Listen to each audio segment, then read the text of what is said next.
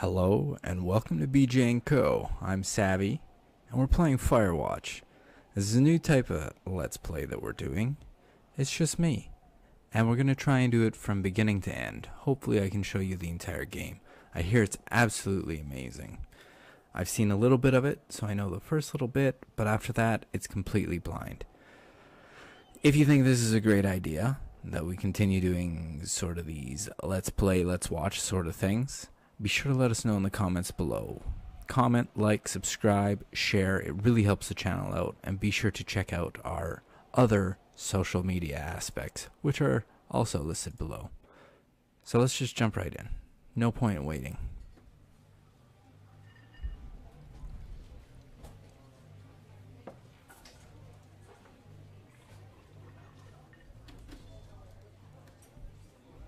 Panic Inc. Excellent. Not worrisome at all. I don't know, is this a scary game? It's not. Boulder, Colorado, 1975. You see Julia. Hello, Julia. Oh, there we go. She's about your age, late 20s, laughing, well-dressed professor with well-dressed professors and grad students from nearby CU Boulder. You, Henry, are out drinking with your pals. Apparently I approach her. I am drunk. So do I ask, what's your major? Or just say, I'm just going with she's pretty. You are pretty, she says coyly. Coolly? You are not, you are a future hangover. What? You will reply confused. Someone should buy you a cheeseburger, she says. She flags down a waiter, and 1 week later, you and Julia. You're Julia's boyfriend. Reading's not a thing that I do. Oh, we're in a elevator. Okay, a backpack. Let's pick that up. Dude, that's some reach I just had there. I didn't even walk. I'm okay with that. Dude, look at this truck. I'm in parking stall number 5. Goodbye, my elevator friend. Dude, this is a wicked truck. So Julia is my new girlfriend. Golly gee. You date for over a year. She drives you absolutely nuts. It's great. You move in. You share an apartment near the school with a view of the mountains. You two drink beers out on the deck. You drink beers just about anywhere. Life is good. Julia wants to get a dog. Ooh. There's a scruffy, undersized beagle. Julia is in love. She wants to bring it with her to class. There's also an intimidating but gentle-eyed German Shepherd. Nothing bad could happen to Julia while walking this dog. It's badass. Oh, so do I get the German Shepherd or the beagle? So now I have a rule when it comes to animals. I'm only going to pick an animal that I can beat up.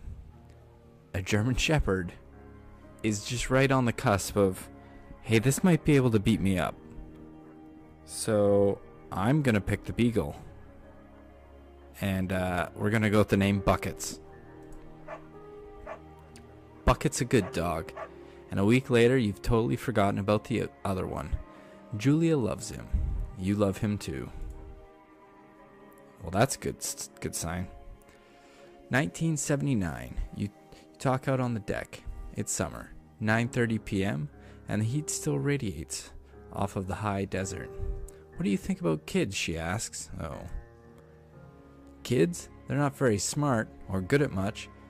I'm saying if you and I have some. A couple of little idiots. I mean, I'm not against it, so let's do it. In that case, we should probably get married. Yeah, I would like that, you say. These kids are going to be screwed up enough. It's probably for the best that their parents are hitched. You say she's absolutely right. I mean, it's pretty valid. So, it looks like we went for a little drive ski. We are at Thoroughfare Trailhead. No fireworks. Do not forget to check in. Learn to live with bears. It's quite the map. And, not recommended for inexperienced hikers. Okay. Well, I'm obviously very experienced. So we're gonna just give it a go. 1980. It's Thursday night and Julia is 4 hours late. She doesn't call. You're worried and getting angrier by the minute. She walks in after you've gone to bed. She's not quite drunk, but she's clearly been having a fun time. You fight when she gets between the sheets. Do I get mad or do I ignore her? I'm not really much of the mad type, so I'm just gonna do the old turn over. You don't touch each other all night. The next day you feel guilty for being so angry and ask her about her evening. She says it was great. You hold on to a tiny pill of resentment. You make some coffee and go to work. Yikes. Awkward. Maybe mad would have been better. Julia still likes to draw. She draws plants from her research. She draws all the places you go. She draws you. This is 1981, by the way. Pose and flex like He-Man. Most definitely. I look awesome. Of course I do. How could I not? Oh, jumping down. Okay, so it looks like it's becoming dusk. It seems a lot. I'm kind of just strolling through the forest by myself. Julia? Julia? Not there. So we're just going to continue on. Just on the path of life. We are going to 2 forks.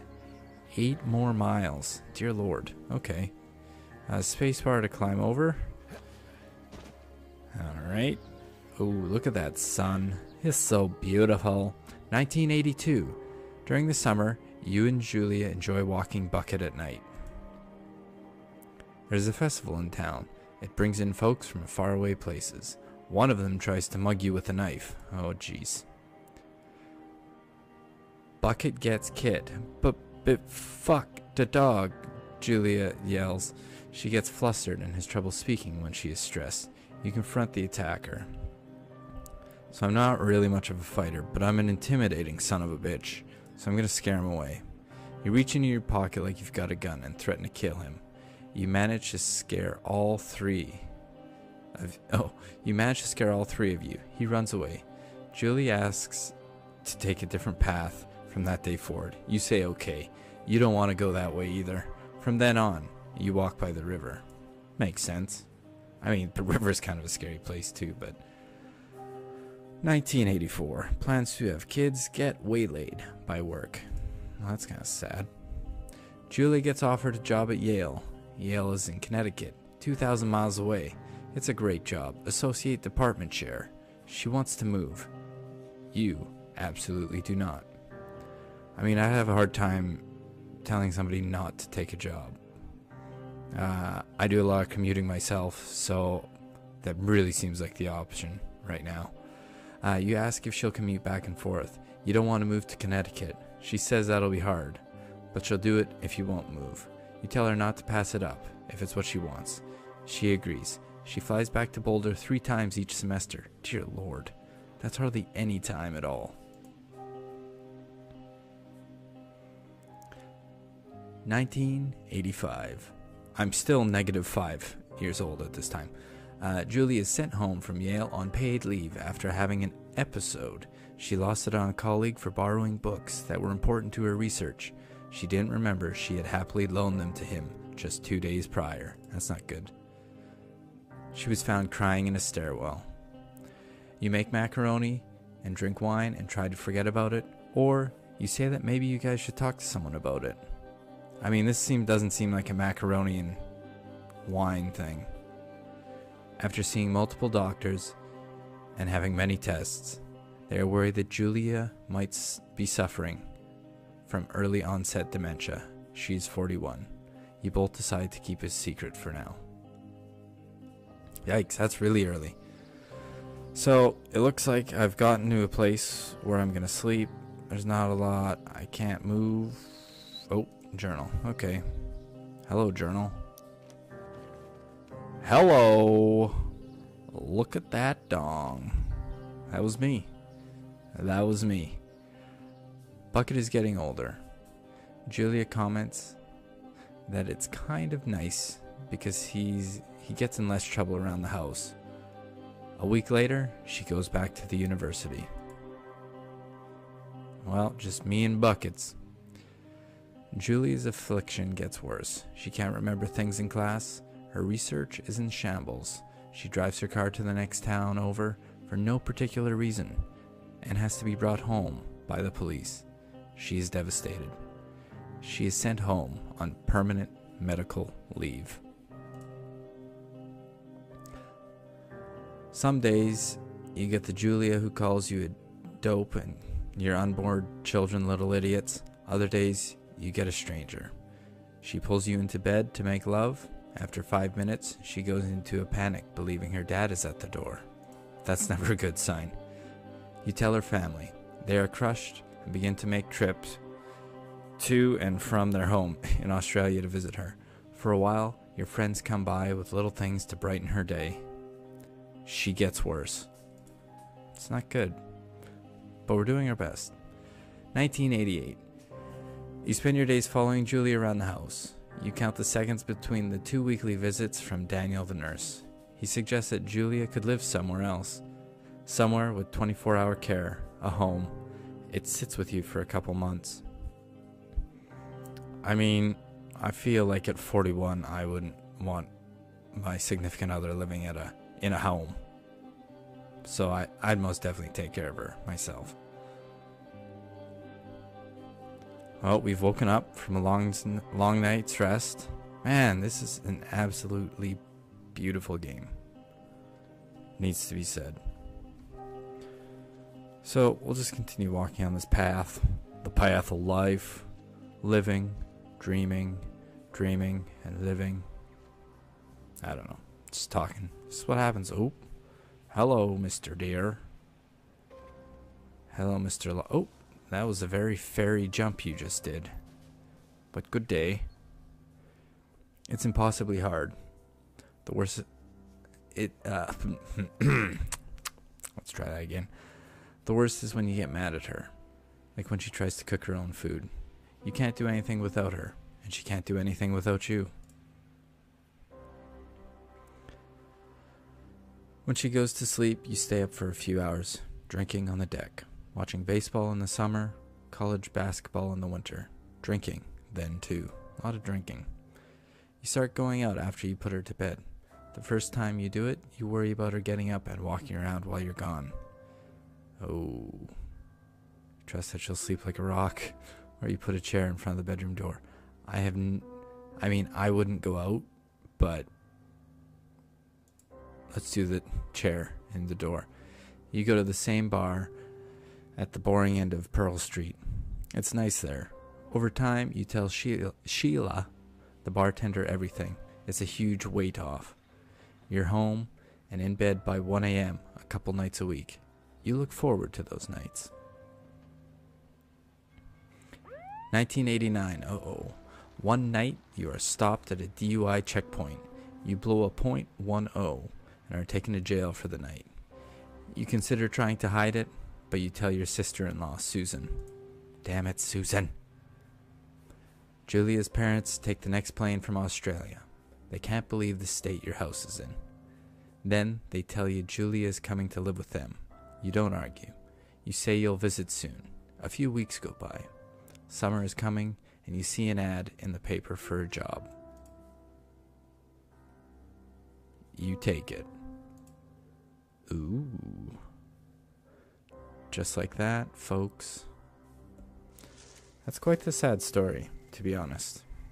Enter the lookout tower. Alright, let's do that. Let's just get up there. I looked at how to run. We're gonna do that. Alright, let's just get up. Just get up all in my tower. Apparently. Is this my job? I'm guessing. Okay, everything's all lockered up. Hello, door. Turn on the power. I'm guessing that's my generator switch. Supplies for two... Jesus. Is that me? Yeah, I think it is. Two Forks Tower, this is Thoroughfare Tower. Come Left shift. Hello? Hello? Whoever this is? It's Henry, right? Yeah. I'm Delilah. Hello, That's what Delilah. the guy said on the phone. So, what's wrong with you? Excuse me? People take this job to get away from something. So, what's wrong? What's wrong with you? That's a great idea. Go ahead. Look, I just hiked for 2 days, so I don't really follow whatever it is you're doing right now.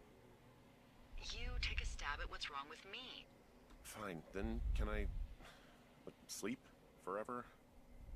Sure, buddy. Okay, now go ahead. Jesus. You've killed 3 ex-husbands. You're rebelling against mom. Nobody back home can stand you.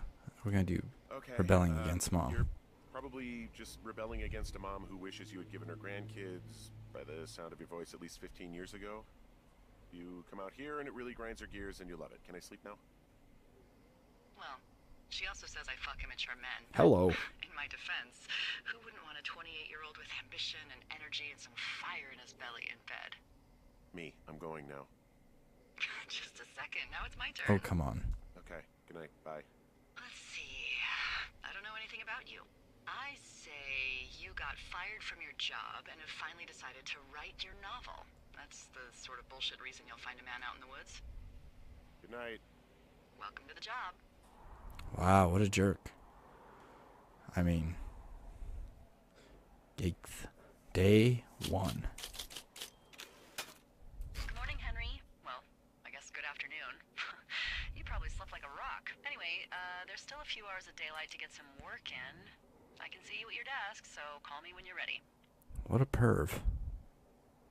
Alright, well, on that note, I think we're going to end it here.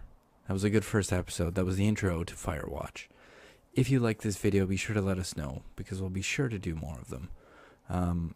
Comment, like, subscribe, share. Check out our social media. Everything's listed down below. And thanks for watching. I've been Savi. I mean, I'm always Savi. You've been you, I've been me. And thanks for watching. Bye. Or a future hangover. What? You will reply confused? Someone should buy you a cheeseburger, she says. She flags down a waiter, and 1 week later, you and Julia. You're Julia's boyfriend. Reading's not a thing that I do. Oh, we're in a elevator. Okay, a backpack. Let's pick that up. Dude, that's some reach I just had there. I didn't even walk.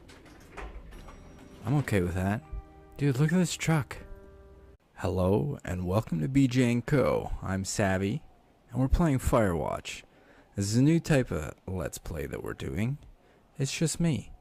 And we're going to try and do it from beginning to end. Hopefully I can show you the entire game. I hear it's absolutely amazing. I've seen a little bit of it, so I know the first little bit, but after that, it's completely blind. If you think this is a great idea, that we continue doing sort of these Let's Play, Let's Watch sort of things, be sure to let us know in the comments below. Comment, like, subscribe, share. It really helps the channel out. And be sure to check out our other social media aspects, which are also listed below. So let's just jump right in. No point in waiting.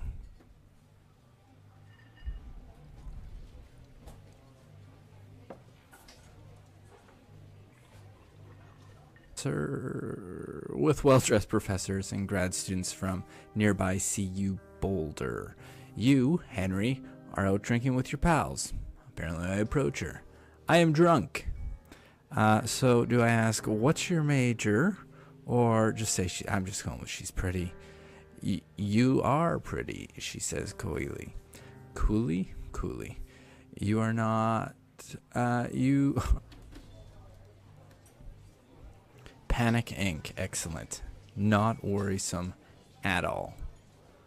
I don't know. Is this a scary game? It's not. Boulder, Colorado, 1975. You see Julia. Hello, Julia. Oh, there we go. She's about your age. Late 20s, laughing, well-dressed professor.